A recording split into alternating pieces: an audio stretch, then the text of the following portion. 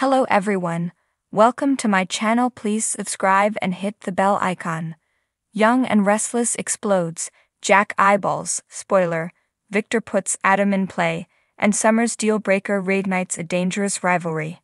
Watching Young and Restless these days is like laboring through a serial comprised almost entirely of B-story/filler material, but there are some gems to be found amid the therapy speak and job swaps. Here's a look at what happened, and what's coming up.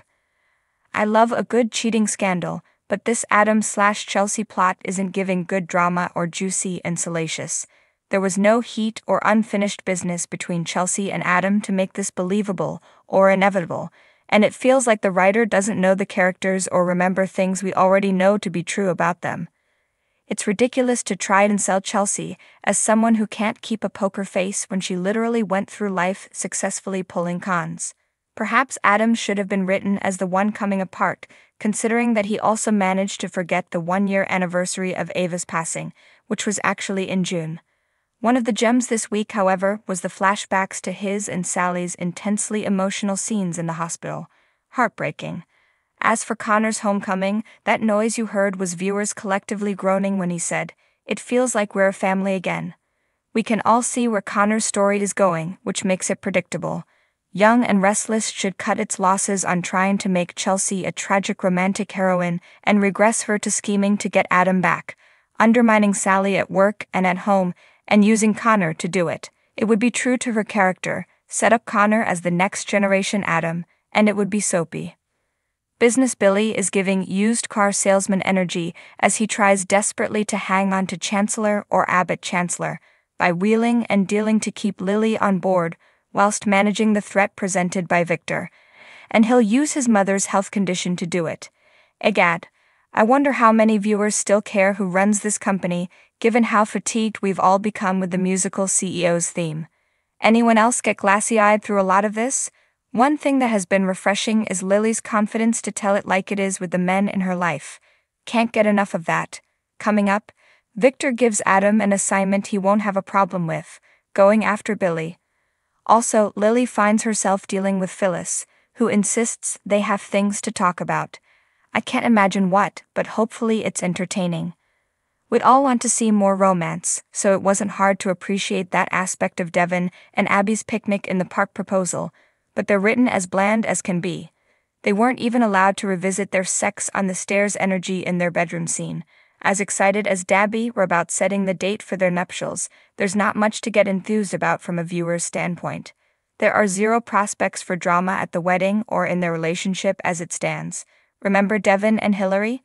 Yeah, this has made me miss them. A lot. Jack's troubles continue to multiply even as he tries to pretend everything's fine. Fascinatingly, he'll make matters even worse for himself next week, when Jack has a go at Billy for using the Abbott name. On top of that dust-up, it's clear that Diane and Phyllis rivalry will be reignited. Why? Because Summer's demand that Kyle cut ties with Audra is going to be a deal-breaker in that little ceasefire Victor thought he was negotiating between the two. Kyle's laser-focused on using Glissade to stick it to Jabub, so he won't agree to walk away from his partnership. Which means this whole custody thing is going to explode. Let me just say that Diane and Phyllis going at it in the club dining room was one of the highlights of my week, perhaps month. Susan Walters and Michelle Stafford just know how it's supposed to be done and they do it brilliantly. Summer and Kyle's scraps have been pretty intense too, but the fact that there's no actual basis for a custody dispute is making Summer look nuts. If this had happened when Kyle was involved with Audra, it might make sense. Cameron's return is delicious because having that dastardly devil on her shoulder will give Sharon license to do all sorts of out-of-character things. It also makes sense that she'd have this sort of a breakdown after all she's gone through, even if it did come a little out of the blue. I'm less enthused about Sharon and Cameron debating psychology in the middle of her living room. I happen to find the subject fascinating, but give it a rest already. It makes every plot feel like a thinly disguised PSA.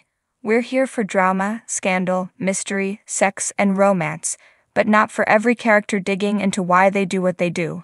Anyway, there's a boatload of potential for Sharon's story with Cameron in the picture. P.S. Daniel should also be headed on a downward spiral.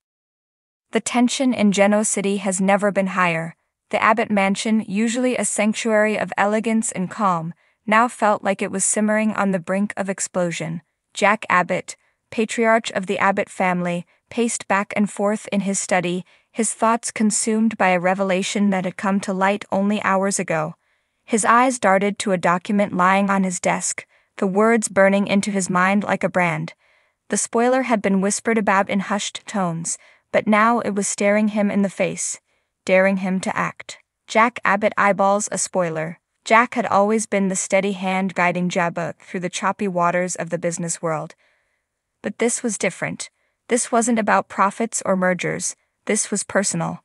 The spoiler he had discovered could tear his family apart and upend everything he had worked so hard to build. The mere thought of it made his blood boil, yet he couldn't deny the undeniable truth laid out before him. He sat down, his hands trembling slightly as he reached for the document once more. It was all there in black and white, the cold, hard facts that threatened to drag the Abbotts into a scandal that could rival even the most sordid tales of Geno City. Jack knew he had to tread carefully. One wrong move, and the repercussions would be catastrophic. But as he stared at the evidence, his resolve hardened. He couldn't let this go unchallenged.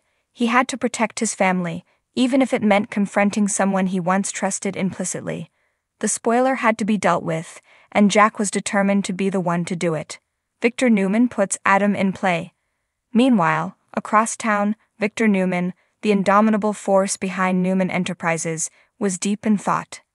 The news about the Abbotts had reached his ears as well, but Victor was already 2 steps ahead, as usual. He knew Jack would be reeling from the bombshell, and he saw an opportunity to use the situation to his advantage. Victor had always had a complicated relationship with his son Adam. There was no love lost between them, but they shared a mutual respect for each other's cunning and ambition. It was this very trait that made Adam the perfect pawn in Victor's latest game. He needed someone who could match Jack's determination, someone who wouldn't be afraid to get their hands dirty. Adam, Victor said, his voice cold and calculating, "It's time for you to step up." Adam Newman, ever the enigma, raised an eyebrow as he leaned back in his chair. "What do you have in mind, Dad?" he asked, a smirk playing at the corners of his mouth. Victor's eyes narrowed as he laid out his plan. He needed Adam to infiltrate the Abbott ranks, to gather intel and to destabilize them from within. It was a risky move, but one that could pay off in spades if executed correctly. Adam considered the proposition, his mind already racing with the possibilities. He had his own reasons for wanting to take down the Abbotts, but he also knew better than to trust Victor completely. Still, the thrill of the challenge was too tempting to resist. "All right, I'm in," Adam agreed, sealing his fate. Victor had just put Adam in play, and the game was about to get deadly serious.